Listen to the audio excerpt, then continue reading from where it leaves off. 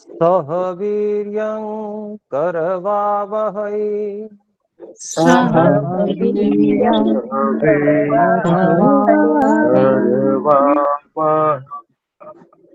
तेजस्विनावधीतमस्तु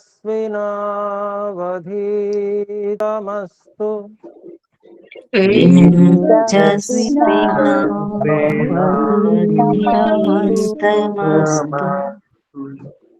मा विद्विषावहै मा विद्विषावहै। ॐ शान्तिः शान्तिः शान्तिः। ॐ शान्ति शान्ति शान्तिः।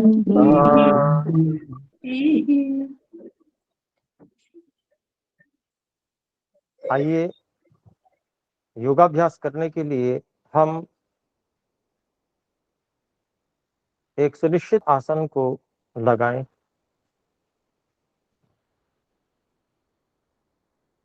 स्थिरता पूर्वक इस आसन में लंबे समय तक बैठने का संकल्प करें। इसमें हमारी कमर, गर्दन और सिर की चोटी का भाग एक सीध में रहे। धड़ का भाग भूमि से 90 अंश का कोण बनाता रहे। श्वास प्रश्वास की गति सामान्य, आंखें कोमलता से बंद और हाथों को सुविधा अनुसार घुटनों पर अथवा अंजलि बनाकर गोद में रख लें।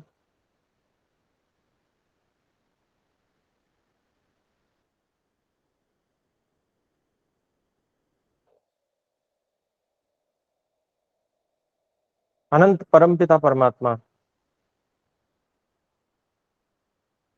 जो निकट से निकट और दूर से दूर सर्वत्र विद्यमान है, जहां तक हमारी कल्पना की गति हो सकती है, सर्वत्र हे ईश्वर आप अपनी अनंत शक्ति के साथ और अपनी अनंत क्रियाओं के साथ में सदा जागरूक उपस्थित है।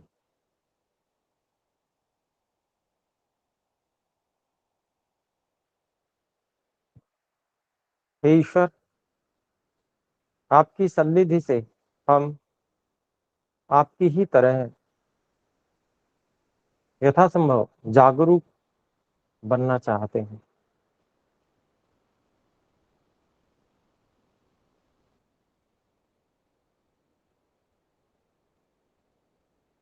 इसलिए हे परमात्मा आपके अति उत्तम उत्तम गुणों का हम अनुसरण करने का प्रयास कर रहे हैं। हे ईश्वर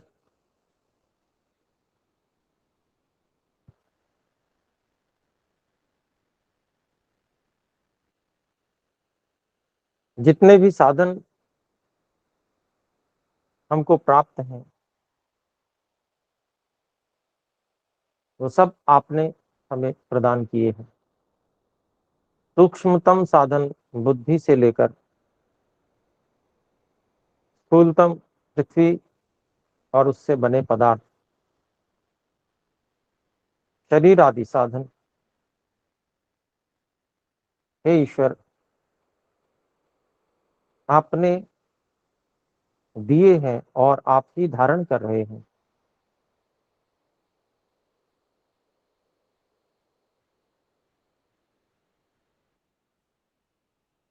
हे ईश्वर साधनों को हमारी इच्छा और प्रयत्न के अनुसार संचालित भी आप ही कर रहे हैं।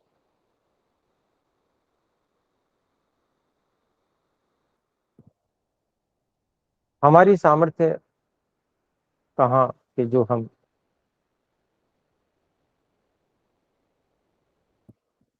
इतने वैज्ञानिक आपके दिए बुद्धि से लेकर शरीर पर्यंत साधनों का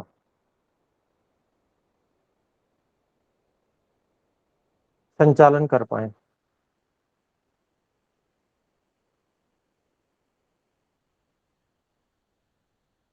हे ईश्वर,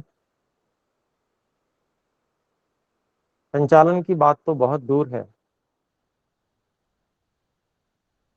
हम तो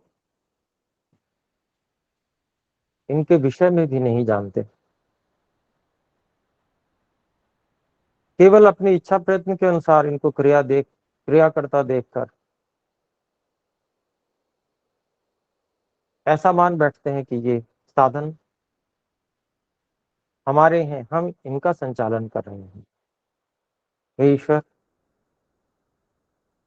आपने इतने स्वाभाविक ढंग से और इतनी सूक्ष्मता से हमें सहायता दे रखी है कि हम अपनी अल्पज्यता के कारण से ये भेद करने में समर्थ नहीं हो पाते। हे ईश्वर, इतनी सूक्ष्मता से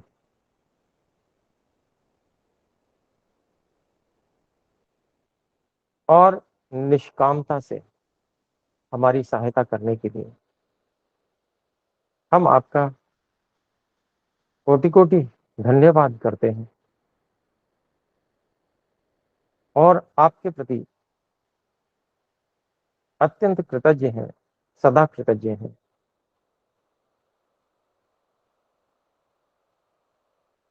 हे ईश्वर, हमारे अनुचित इच्छा प्रयत्न के कारण से हम इन साधनों को बिगाड़ भी लेते हैं और इसके परिणाम स्वरूप प्रतिकूलताओं को अनुभव करते हैं, उनको झेलते हैं।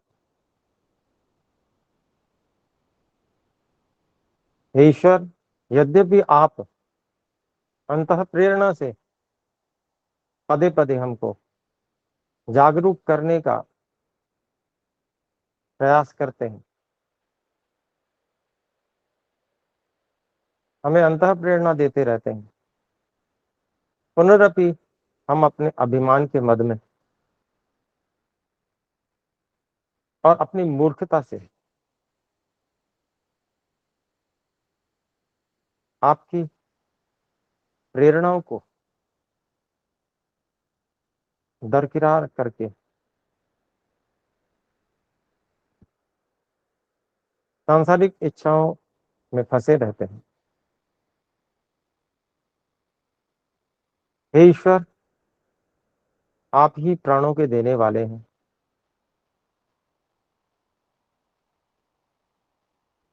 शरीर में, शरीर रूपी साधन में प्राण शक्ति के दाता आप हैं। इस प्राण शक्ति के धारण करने वाले भी आप ही हैं।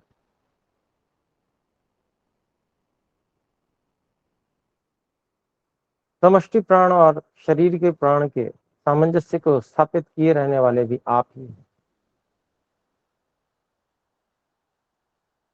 शरीर में जीवनी शक्ति के रूप में आप ही हैं, क्योंकि इन सब के प्राण शक्ति, जीवनी शक्ति के आधार में आपकी ही शक्ति लगी हुई है। आप ही इन सब साधनों का नियंत्रण करते हैं, जिससे कि इस शरीर रूपी साधन का संचालन होता है। हे महान ज्ञान बल आनंद के स्वामी,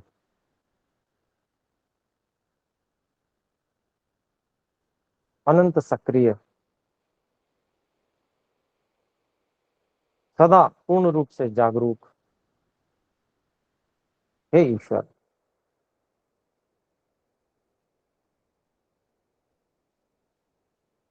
हम बारंबार आपको नमन करते हैं और आपके आश्रय में रहना चाहते हैं, आपकी शरण को प्राप्त करना चाहते हैं। यद्यपि आपकी शरण सामान्य रूप से सभी प्राणियों को प्राप्त है, पुनरपि अपनी मूर्खता, अज्ञान हठ दुराग्रहिता के कारण से हम आपकी इस कृपा को नजरअंदाज करके अपने को सर्वे सर्वा समझते रहते हैं और इस मूर्खता को हम अब बिल्कुल छोड़ना चाहते हैं, पूरी तरह से छोड़ना चाहते हैं। हे ईश्वर,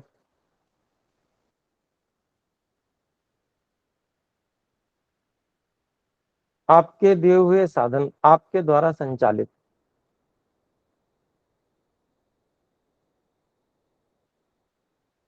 और अपने इच्छा प्रयत्न को हमें सुधारना है कि अब हम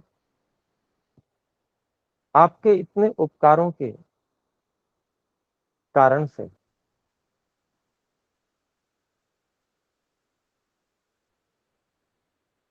आपके आदेश का पालन करने के लिए ही अपनी इच्छा प्रयत्न को प्रयोग करेंगे।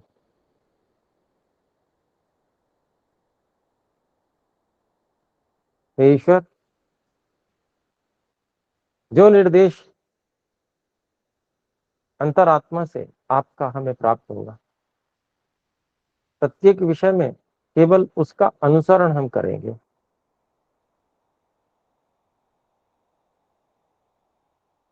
और शरीर आदि जो साधन आपके द्वारा दिए हैं, इनका उपयोग भी पूरी तरह से आपकी आज्ञा पालन करने में,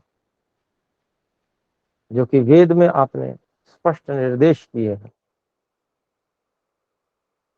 उन निर्देशों का पालन करने में ही समस्त साधनों को लगाएंगे। हे ईश्वर, समर्पण का अभिप्राय ये तो है ही है, इसके अतिरिक्त जो अपनी स्वाभाविक अत्यल्प सूक्ष्म शक्ति, इच्छा प्रयत्न है, ज्ञान आदि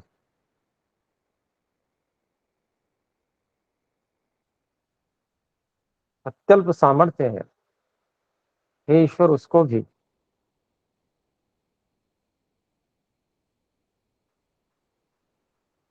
आपकी आज्ञा में हम समर्पित करते हैं। हे ईश्वर, आपकी आज्ञा पालन करते हुए हम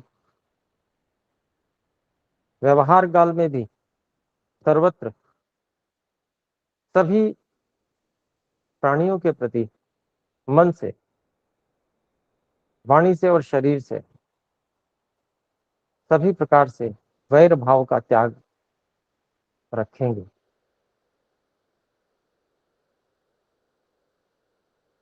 ईश्वर, यही आपका आदेश है और इस आदेश का हम यथावत पालन करेंगे। इसी क्षण से मन से समस्त वैर भाव को, समस्त घृणा को हम त्याग रहे हैं। उसके साथ जो भी राग या द्वेष के संस्कार हैं, उनको में हम अत्यंत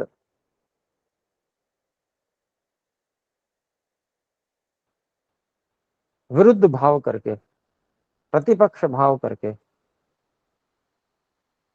सदा हटाते रहेंगे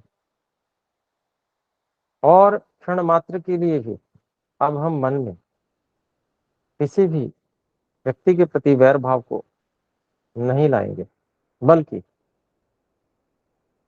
आपकी बनाई संपूर्ण सृष्टि के प्रति मधुर प्रेम का भाव हमारे मन में रहेगा।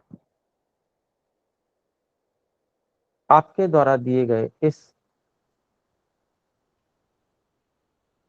मन रूपी साधन में अब सदा प्रेम का वास होगा।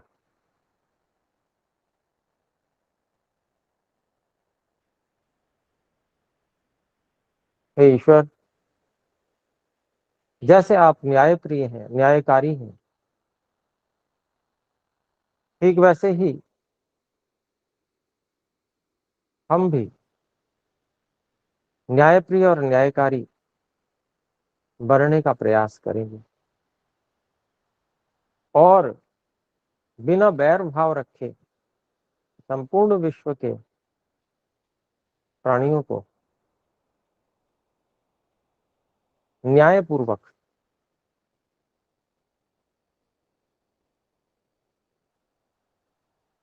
व्यवहार में प्रवृत्त रखेंगे। समस्त प्राणियों के प्रति अपने भाव को न्यायपूर्वक प्रवृत्त रखेंगे। हे ईश्वर,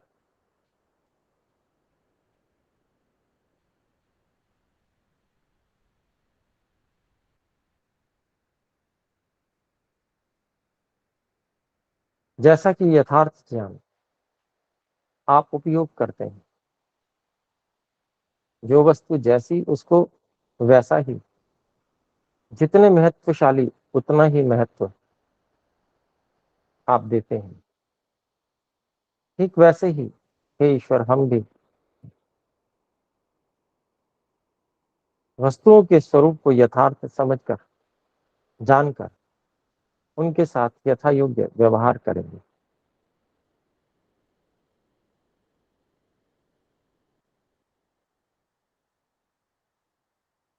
वाणी में भी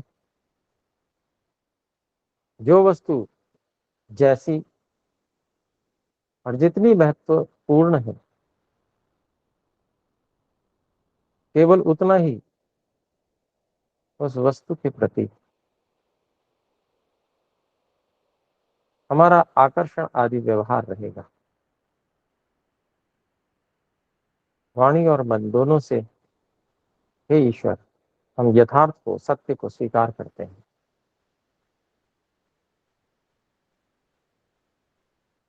प्रत्येक वस्तु के प्रति केवल और केवल यथार्थ को स्वीकार करते हैं। हे ईश्वर, कर्म फल के रूप में हम सबको आपने शरीर आदि साधन दिए हैं और बाहरी संपत्तियां भी दी हैं। जो वस्तु, जो संपत्ति आपने जिसके अधिकार में प्रदान की है, उसकी इच्छा के बिना उस वस्तु को प्राप्त करने की कभी मन से इच्छा भी नहीं करेंगे।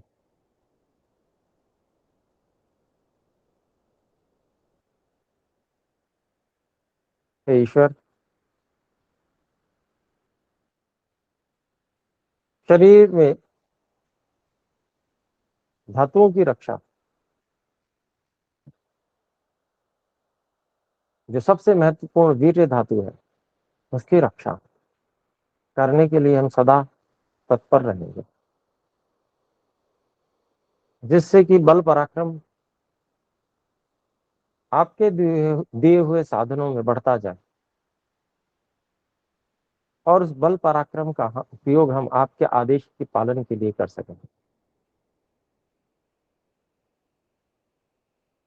हे ईश्वर, हम सब अनावश्यक वस्तुओं और अनावश्यक विचारों का संग्रह नहीं करेंगे, क्योंकि इनसे अर्जन, रक्षण, क्षय, हम संग और हिंसा दोष उत्पन्न होते हैं। हे ईश्वर,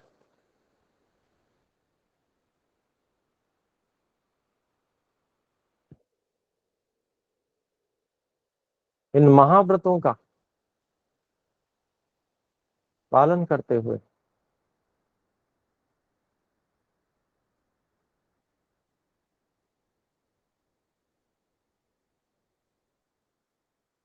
हम अपने व्यवहार को पवित्र करते रहेंगे।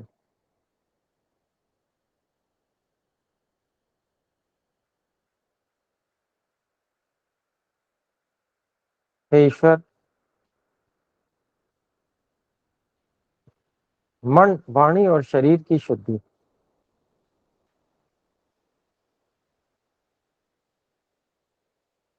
योगाभ्यास के लिए आवश्यक है।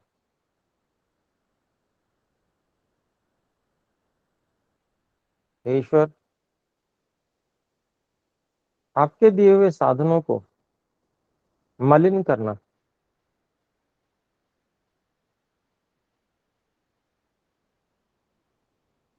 बहुत ही बुरी बात है। हम इनको अपने अधिकार में जैसा हम चाहें ऐसा उपयोग करने की बात मन में रखे रहते हैं, जिसके कारण से हम दुरुपयोग करते हैं। इसलिए हे ईश्वर, आपके साधनों को आपका ही मानकर इन मन, वाणी और शरीर को सदा शुद्ध रखेंगे। शरीर की बाहरी और आंतरिक शुद्धि मिट्टी से और जो जल से अर्थात पार्थिव पदार्थों से और जल आदि पदार्थों से आयुर्वेद के ऋषियों के अनुसार जिस प्रकार से हो सकती है वैसे करते रहेंगे, जिससे कि आपका दिया हुआ साधन अच्छे प्रकार से कार्य कर सके। हे ईश्वर, आपने जो कुछ भी साधन पूर्व जन्म के कर्मों के फल के अनुसार हमें प्रदान किए हैं, उन आपके दिए हुए सभी कर्मफल रूप साधनों से हम पूरी तरह से संतुष्ट हैं।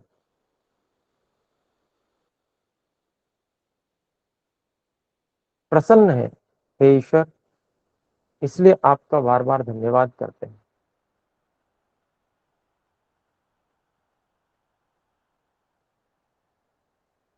हे ईश्वर, इस शरीर से आपने हमें जोड़ा है और जोड़कर इसकी अनुभूतियों को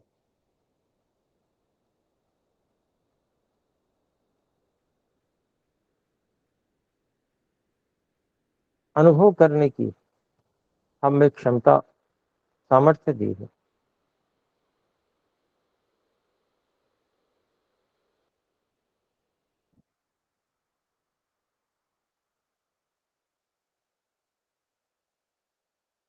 इस कारण से इन शरीर आदि साधनों के अंदर और बाहरी वातावरण के कारण से अनेक प्रकार की प्रतिकूल अनुकूल स्थितियां उत्पन्न होती रहती हैं।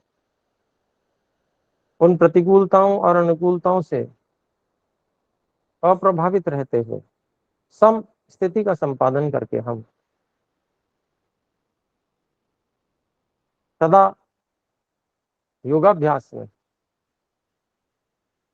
संपूर्ण विवेक को प्राप्त करने में लगे रहेंगे। और इस प्रकार के जो द्वंद्व सामने आते हैं,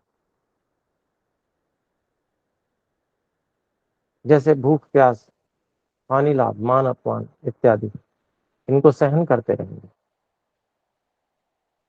प्रसन्नता पूर्वक सहन करते हुए सदा योगाभ्यास में लगे रहेंगे। ईश्वर,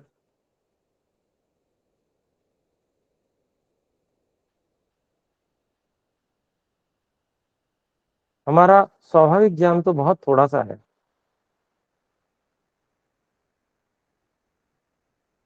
हम आपके द्वारा दिए गए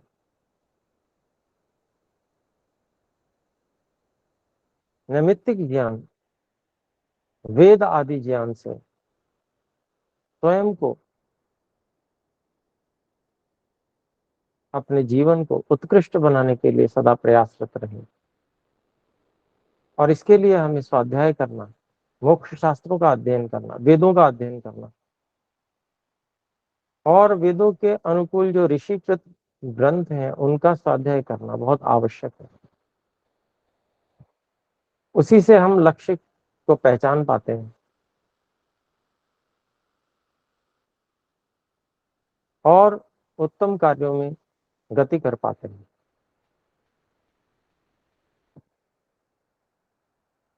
हे ईश्वर, हम संकल्प लेते हैं कि हम वेद आदि शास्त्रों का निरंतर अध्ययन करते रहेंगे और योगाभ्यास करते रहेंगे। हे ईश्वर, संपूर्ण कार्यों को करते हुए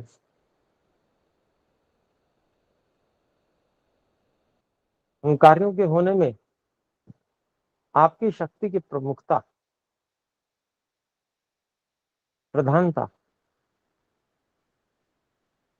सबसे अधिक मुख्यता है। इस बात को याद रखते हुए, ध्यान रखते हुए, हे ईश्वर, आपकी स्थिति को, आपकी उपस्थिति को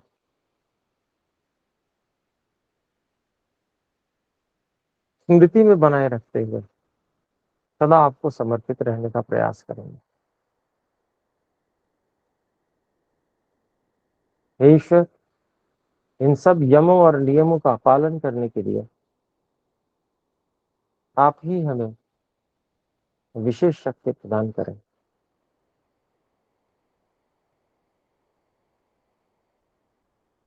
हे ईश्वर, आपने जो शरीर रूपी साधन दिया है, ये अन्नमय कोश,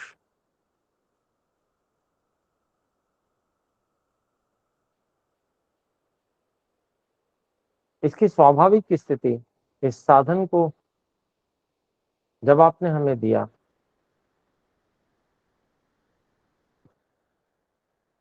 तो इसमें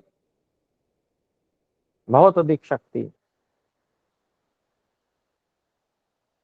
और क्षमताएं विद्यमान थी, परंतु अपनी भूलों के कारण से, अल्पज्ञता, अज्ञानता के कारण से हमने निरंतर ऐसी ऐसी त्रुटियां की हैं, जिसके कारण से ये शरीर रूपी साधन बहुत कम सामर्थ्य वाला रह गया है।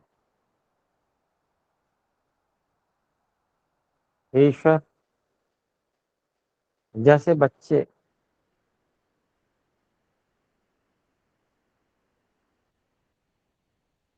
जिनके शरीर में प्राण हिलोरे लेता रहता है,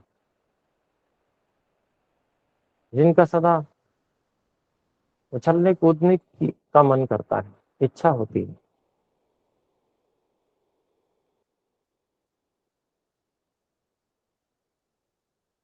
उनके शरीर में कहीं पर कुछ चोट लगे तो भी तुरंत वहां पर धातु की पूर्ति हो जाती है और चोट ठीक हो जाती है।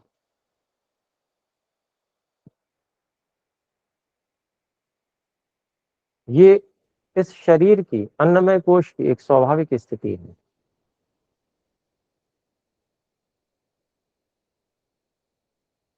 इस पर हमने अपनी गलत मान्यताओं का बोझा लादा हुआ है और अपनी अनुचित इच्छाओं को इस पे थोपा हुआ है, जिसके कारण से इस शरीर रूपी साधन की सूक्ष्म स्रोतों में अपद्रव्य पदार्थ और आम आदि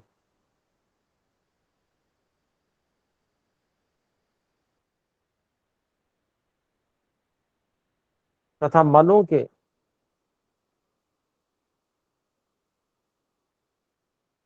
बाधक तत्व अड़े रहने के कारण से शरीर में प्राण का संचार सम्यक रूप से नहीं हो पाता है।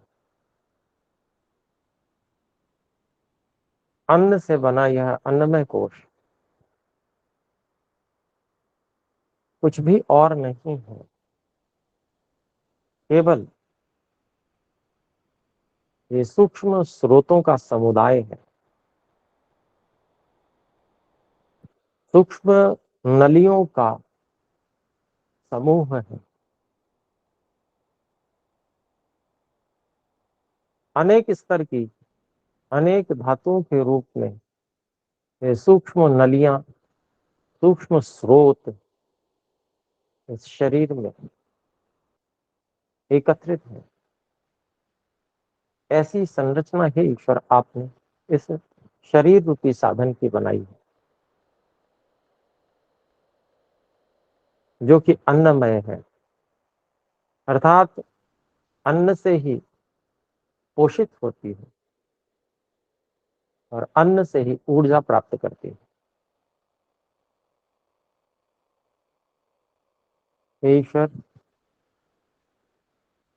हम अन्नमय कोश की साधना करते हुए इस शरीर के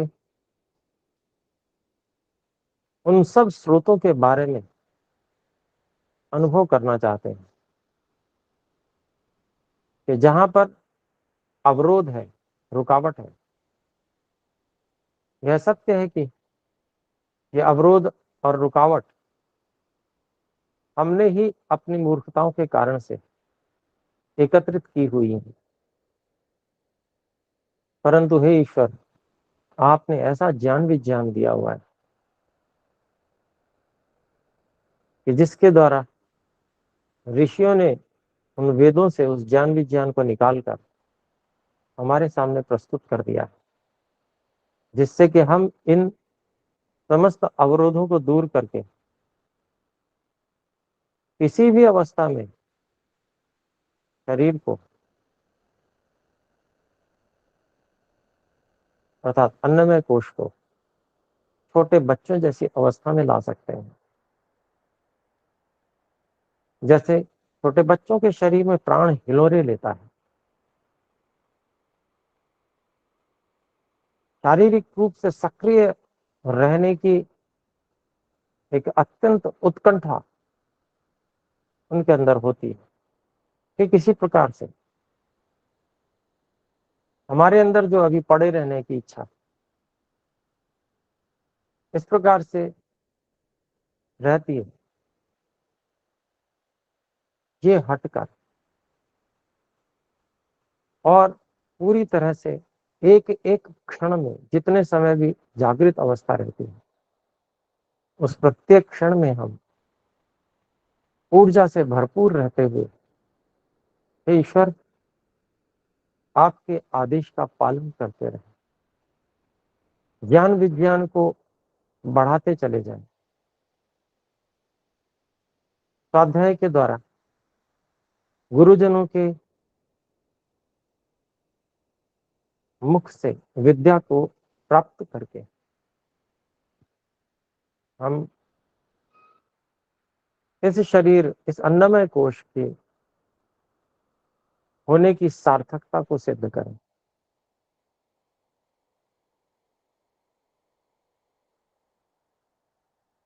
और यह तभी संभव है कि हे ईश्वर, जब हम इस अन्नमय कोश को साध लें,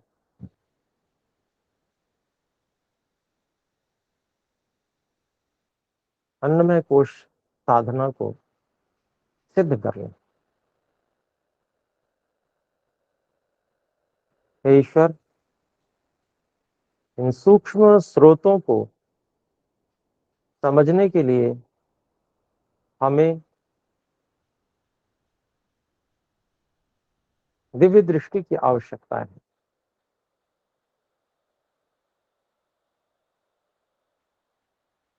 और दिव्य दृष्टि को प्राप्त करने के लिए शरीर के स्रोतों का पूरी तरह से खुला हुआ होना आवश्यक है। जितनी जितनी मात्रा में इस अन्नमय कोश के स्रोतों को का अवरोध होता है, उतनी उतनी मात्रा में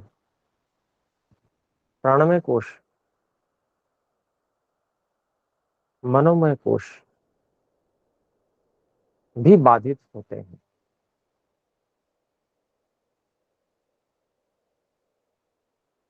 और इसके कारण से जो मन की अत्यंत लाभदायक शक्तियां हैं, वो दबी रहती हैं, उनका उत्थान नहीं हो पाता। और जब उन शक्तियों का उत्थान नहीं हो पाता तो हम अच्छी प्रकार से आध्यात्म में प्रवेश भी नहीं कर पाते। हे ईश्वर, अन्नमय कोश से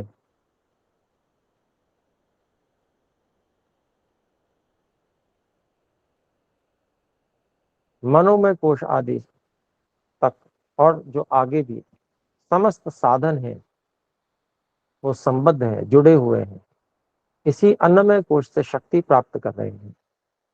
इस अन्नमय कोश के स्रोतों में जितना जितना भी अवरोध होगा, जितना जितना प्राण के गमन की सुविधा न होगी,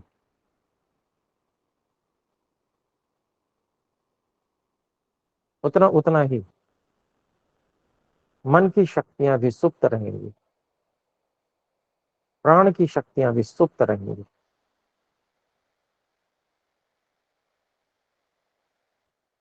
इसलिए हे ईश्वर, ये जो इतरेतर आश्रय है, ये दोनों एक दूसरे पर आश्रित हैं, अर्थात दिव्य दृष्टि प्राप्त होना जो मन की शक्ति है वो शरीर के अन्नमय कोश के पूर्ण ऊर्जा सहित प्रत्येक स्रोत के उद्घटित होने, खुले हुए होने पर निर्भर है।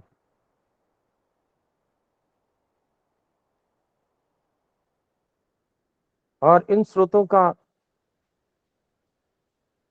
पूरी तरह से ज्ञान होना दिव्य दृष्टि पर निर्भर है।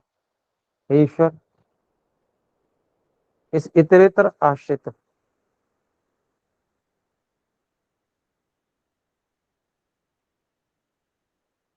बंध को किस प्रकार से मैं खोलूं? हे ईश्वर, आपने ही उपदेश किया है, सही दिशा में पुरुषार्थ करने से, परिश्रम करने से ये कार्य सिद्ध हो सकता है।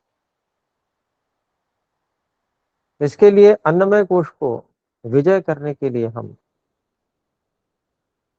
जो भी ज्ञान विज्ञान आपने दिया है उसका उपयोग करेंगे। हे ईश्वर, आपने हमारे शरीर में श्वास और प्रश्वास की व्यवस्था बनाई है, और श्वास और प्रश्वास की जो ये व्यवस्था है इसके अंतर्गत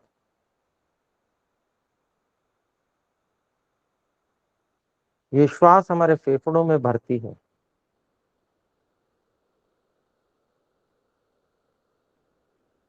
और इस फेफड़ों से ये रक्त में मिश्रित होती है और संपूर्ण शरीर में पहुंचती है, और वहां से अशुद्ध वायु फिर से फेफड़ों के माध्यम से, प्रश्वास के माध्यम से नासिका से बाहर चली जाती है।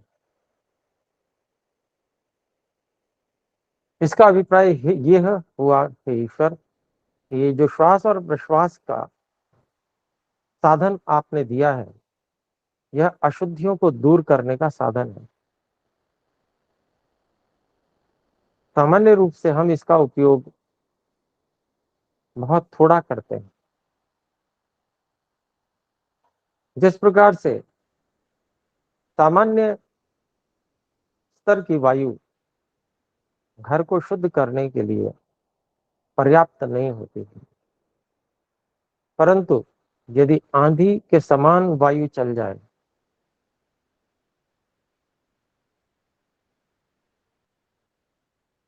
तो घर के कोने कोने में जमी हुई धूल को भी उड़ाकर साफ कर देती है। इसी प्रकार से यदि हम इस वायु को आंधी की तरह से चला दें तो शरीर के कोने कोने में से जो स्रोत हैं, जो नलियां हैं, उनकी सफाई हो जाएगी, उनके अंदर जो अवरोध है वो साफ हो जाएगा।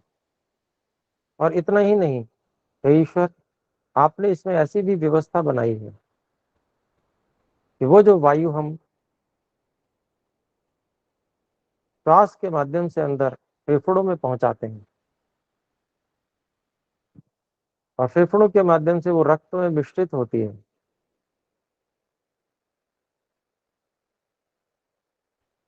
तो यह प्राणवायु शरीर के अंदर ही मलों का दहन करने का भी कार्य करती है। क्योंकि अग्नि भी शरीर में, अग्नि तत्व भी शरीर में सर्वत्र विद्यमान है,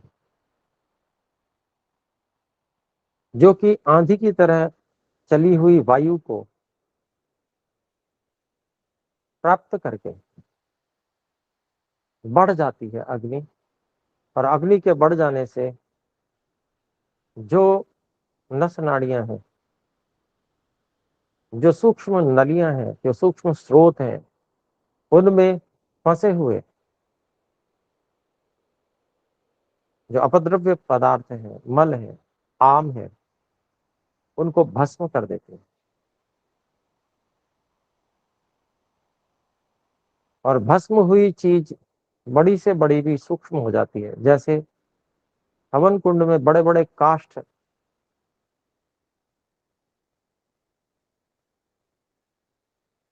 यज्ञ पूर्ण होने के पश्चात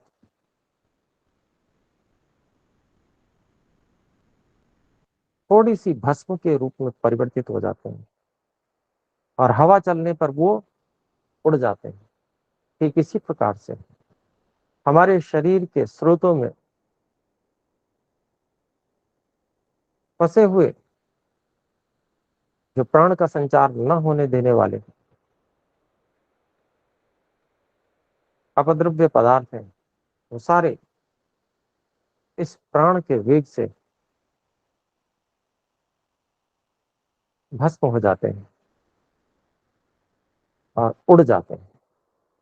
हे ईश्वर, ऋषियों ने हमें उपदेश किया, प्रच्छर्दन विधारणाभ्याम वा प्राणस्य।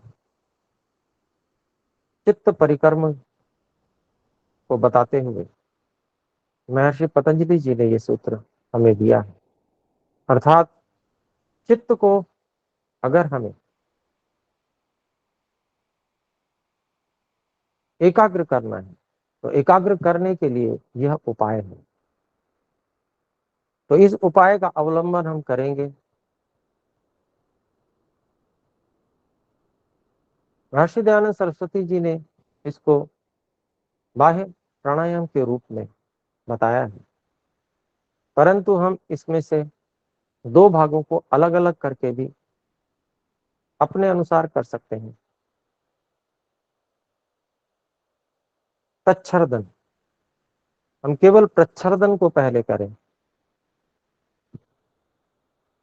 क्योंकि पहले फेफड़ों के द्वारा स्रोतों तक उस आंधी को पहुंचाना आवश्यक है। तीव्रता से प्रच्छर्दन करने से, अर्थात श्वास को बाहर निकाल देने से और बार बार इस कार्य को करने से, तेजी से करने से, जो आंधी हमने श्वास और प्रश्वास की बाहर चलाई है, नासिका पर चला रखी है, वही आंधी फेफड़ों के माध्यम से रक्त में भी चल पड़ेगी, सारे शरीर के स्रोतों में चल पड़ेगी। जो हो सकता है हमें समय अभी अनुभव न हो, परंतु निश्चय ही वो हमें परिणाम के रूप में, ऊर्जा के रूप में, शरीर में उत्साह के रूप में प्रकट होगी, अनुभव में आएगी। हो सकता है कि शरीर में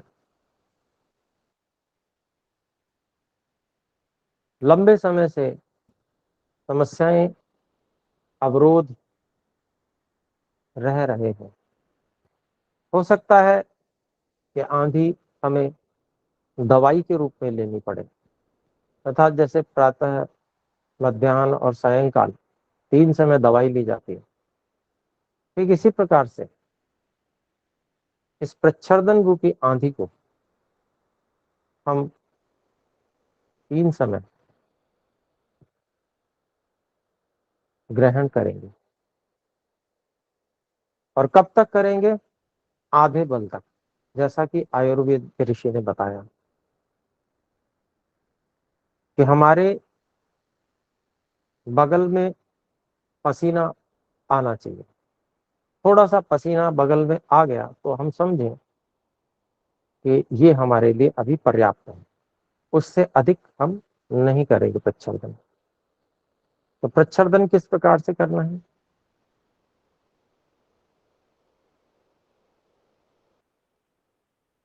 उसकी विधि है, जैसे महर्षि दयानंद सरस्वती जी श्वास को बाहर छोड़ने के लिए कहते हैं, पूरे वेग से, जैसे वमन होता है उस तरह से। और उसमें जो मूलेंद्रिय है उसका संकोच ऊपर की ओर होगा, इस प्रकार से।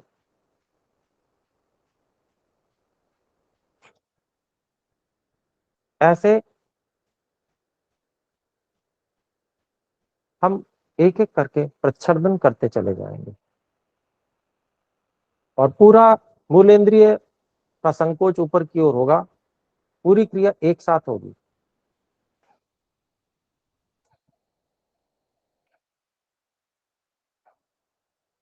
इस प्रकार से हम जब करेंगे तो हमें ये अनुभव आएगा कि हमारे शरीर में सामान्य रूप से ये प्रक्रिया बनी हुई है, ये स्थिति बनी हुई है कि पहले शरीर में जो स्रोत हैं वहां पर आम आदि फंसे हुए हैं, क्योंकि जो हम भोजन करते हैं उसका पूरी तरह से भस्मीकरण न होकर वो कच्चा ही रह जाता है। और कच्चे के ही दो विभाग होते हैं, एक मल के रूप में और दूसरा सार के रूप में। और वो सार भाग हमारी छोटी आंत के माध्यम से अवशोषित होकर पूरे शरीर में जाता है, इसलिए शरीर में उत्साह नहीं रहता। वो आम वहां जाकर पचता है और मल जो है वो बड़ी आंत में जाकर थोड़ा थोड़ा पचता रहता है और विभिन्न प्रकार की गैसों को उत्पन्न करके शरीर में अनेक प्रकार की परेशानियों को उत्पन्न करता है। तो दोनों तरफ जो कच्चा है, आम है, वो होने के कारण से प्राण का, वायु का संचार ठीक प्रकार से नहीं होता है, जिसके कारण से अग्नि मंद रहती है।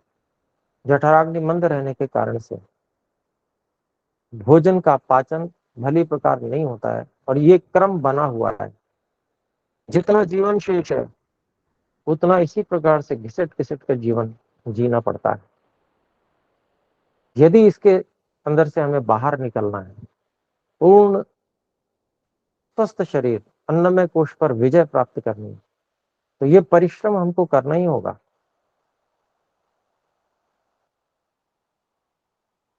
और इसके माध्यम से हम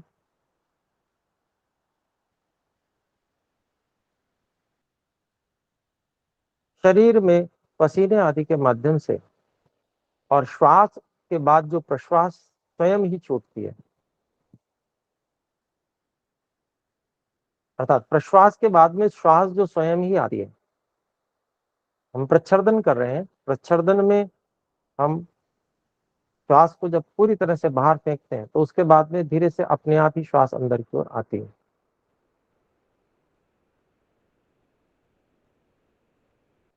तो वो उस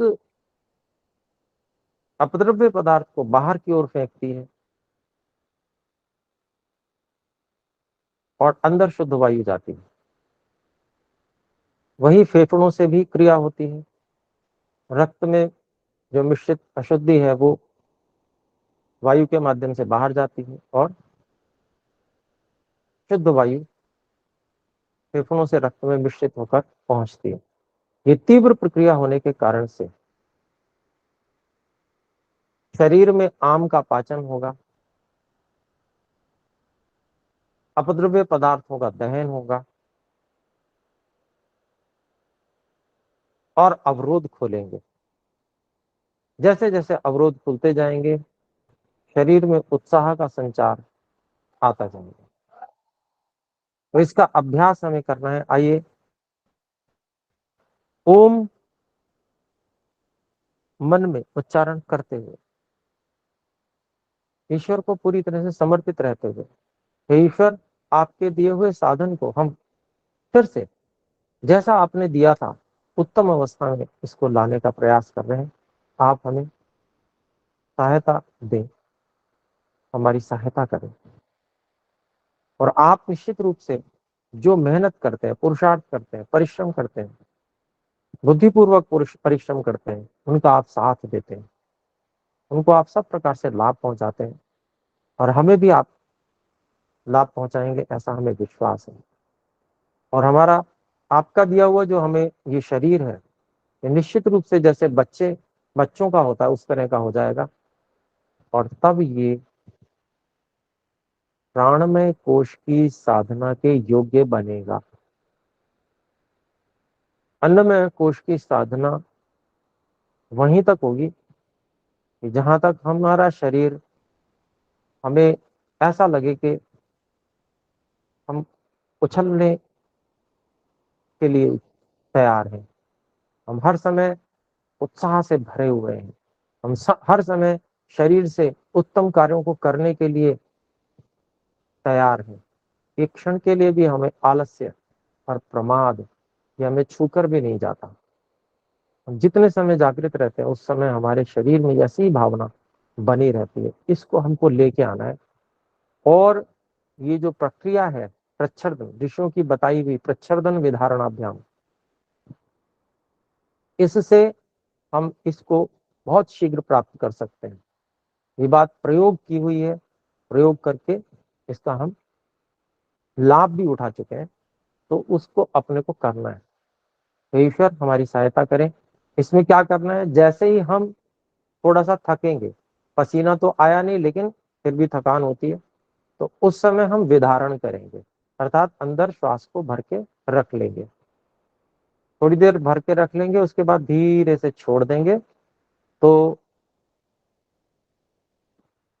फिर से हम उस प्रच्छर्दन को फिर से करने के लिए तैयार हैं और फिर से उसको करें। और इसको हमको गिनती गिनकर करना है। ओम एक, ओम दो, ये मन मन में हम कर सकते हैं। ईश्वर के नाम का भी उच्चारण और गिनती भी। उससे हमें ये पता चलेगा कि कितनी संख्या में करने के बाद में हमें पसीना आ जाता है बगल में। तो एक व्यक्ति को अपने क्रिया को करने का सही अंदाज होना चाहिए। जैसे भोजन करते हैं तो भोजन विषम नहीं होना चाहिए। विषम भोजन करने वाले बहुत जल्दी रोगी पड़ते हैं। एक समान हमें पता है हमें इतना भोजन हमारे शरीर को सूट करता है, उतना भोजन ही हम करते हैं और हमेशा करते हैं। ठीक इसी प्रकार से हमें कितना प्रच्छर्दन करना है, कितने प्रच्छर्दन के बाद में हमें विधारण करने की अपेक्षा अनुभव होती है, अंदर सांस को भर के विधारण करने की अपेक्षा होती है, ये हमें पता होना चाहिए। जब हमें ये सब पता होगा तो हम इसको बहुत अच्छी प्रकार से कर पाएंगे और निरंतरता से कर पाएंगे और उससे फिर हमें लाभ प्राप्त होगा। यदि हम अंधाधुंध करेंगे, जैसे मर्जी वैसे, कोई संख्या का हमें अंदाजा नहीं है, तो उससे क्या है, विषमता उत्पन्न होगी, समता नहीं रह पाएगी। समता रहना बहुत आवश्यक है। एक समान कार्य होता रहे, सामर्थ्य हो सकता है बढ़े, बाद में बढ़े तो हमारे को पसीना और देर से आने लगे, लेकिन फिर भी उसमें थोड़ा बहुत अंतर आता है। लेकिन स्वास्थ्य इत्यादि अन्नमय कोश की जो स्थिति है वो उत्तम होती जाएगी। और साथ में जो प्रकाश धारणा में जिनको प्रकाश नहीं दिखता है, धीरे धीरे अन्नमय कोश की सिद्धि होते होते मन को अन्नमय कोश का पूरा सहयोग प्राप्त होगा ऊर्जा के रूप में, और प्रकाश धारणा, प्रकाश निरंतरता से देख पाएंगे। तो थोड़ा सा समय शेष है, आइए हम करते हैं अभ्यास।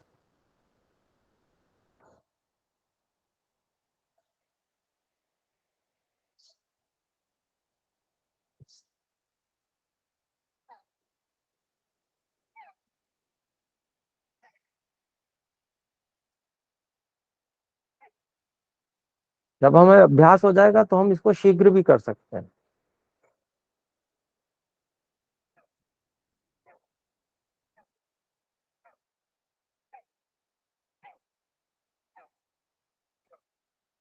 इस क्रिया में पेट पूरी तरह से अंदर जाएगा, नीचे से गुदा का भाग ऊपर की ओर खिंच जाएगा, और फिर उसके बाद में जब हम छोड़ते हैं तो नीचे चला जाएगा, फिर उसके बाद में बाहर जाएगा। इसको हम करते जाएंगे प्रच्छादन।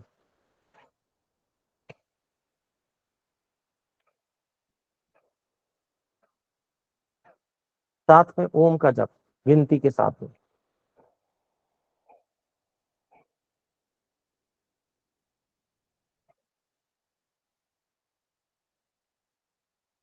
हमें लगा कि अब थकान हो गई, अब हम नहीं कर पाएंगे, श्वास को भर लें, थोड़ी देर रोकें, रोक के छोड़ दें और फिर प्रारंभ कर दें, तब तक जब तक बगल में पसीना ना आ जाए। इसका अभ्यास हमें करना है ओम जप के साथ में। ईश्वर की कृपा हो, हे ईश्वर, आपसे हम बार बार प्रार्थना कर रहे हैं कि हम सब अन्नमय कोश पर विजय प्राप्त कर पाए, अन्नमय कोश के एक एक स्रोत का अवरोध समाप्त हो जाए, पूरी तरह से समाप्त हो जाए। हमारे शरीर में बच्चों की तरह से, जैसे बच्चों को चोट लगती है और तुरंत ठीक हो जाती है, कुछ क्षण लगते हैं धातु की पूर्ति होने में, इतने स्तर पर सारे शरीर के स्रोत खुले रहते हैं बच्चों के। ठीक इसी तरह से ये शरीर अब भी हो सकता है। परिश्रम करने के लिए हम तैयार हैं। हे ईश्वर, आप निश्चय ही हम पर कृपा करेंगे। धीरे धीरे समय हो चुका है, आइए हाथों को हिलाएं, हाथों को परस्पर रगड़ें,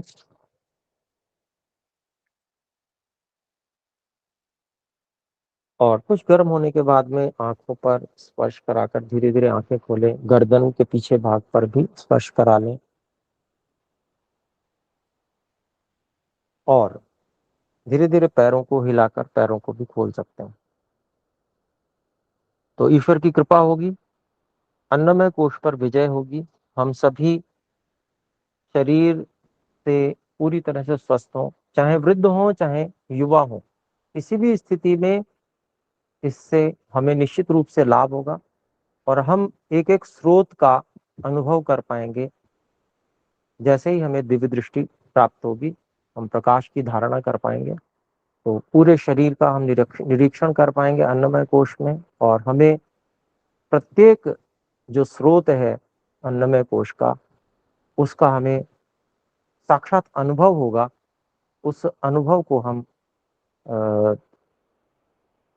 उसको वर्णन तो नहीं किया जा सकता, परंतु वो हम उसकी जो ऊर्जा है उसको अनुभव कर पाएंगे। तो उससे अन्नमय कोश पर विजय प्राप्त होकर हम अगले चरण में फिर प्राणमय कोश की साधना में चले जाएंगे। तो आइए इसका हम सुनिश्चित करके कि हमको अभ्यास करना ही करना है, ये संकल्प लेके आज हम चलें। इससे हमको निश्चित रूप से 1 सप्ताह के अंदर ही ईश्वर की कृपा होगी, अगर हम सुबह दोपहर शाम। इसमें ध्यान रखने योग्य बात एक और है जो हमें देखनी है कि ये साधना जो हमें करनी है उसमें भोजन से लगभग कम से कम 3 घंटे का अंतर होना चाहिए, यानी कि भोजन किया हुआ भोजन हजम हो जाए, पच जाए, मतलब आमाशय खाली हो जाए, कम से कम इतना चाहिए। तो 3 घंटे का अंतर रहता है, 3 से 4 घंटा, 4 घंटा हो तो बहुत बहुत ही अच्छा है। तो सायंकाल भोजन जल्दी कर लेंगे तो रात्रि में भी कर सकते हैं। और साधना करने के ये करने के बाद में हम अनुभव करेंगे कि हम जो धारणा है, जिसको हम कहते हैं स्पर्श धारणा और शब्द धारणा और प्रकाश धारणा, वो बड़ी आसानी से लंबे समय तक भी कर पाएंगे। अर्थात शरीर जब सहयोग करेगा अच्छी प्रकार से, तो मन भी बहुत अच्छी प्रकार से सहयोग करता है। तो उसके साथ ही हम जो धारणा का कार्यक्रम है उसको उसके बाद में जोड़ लेंगे। तो इस तरह से अभ्यास कीजिएगा और निश्चित रूप से सफलता प्राप्त होगी, ईश्वर की कृपा होगी। तो आइए एक बार ओम का उच्चारण करें। ओ